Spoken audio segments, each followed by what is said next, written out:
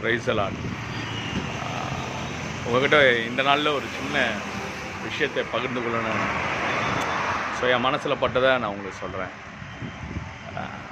நிறைய பேருக்கு இன்றைக்கி பயம், நிறைய காரியங்களை குறித்து பயமாக இருக்குது.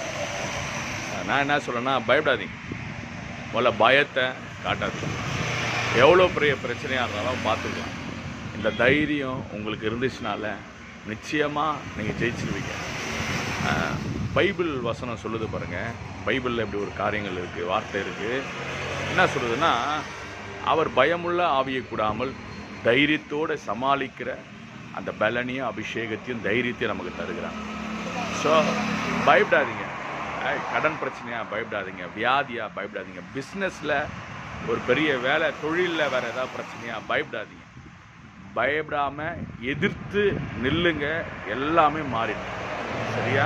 நம்ம இதை எப்படி ஃபேஸ் பண்ணலாம், இதை எப்படி சமாளிக்கலாம் அப்படின்றத தேவனிடத்தில் கேட்டு கொஞ்சம் அப்படி பிரயாசப்பட்டிங்கன்னா எல்லாமே சூப்பராக வந்துடும். பயப்படாதீங்க. God bless you.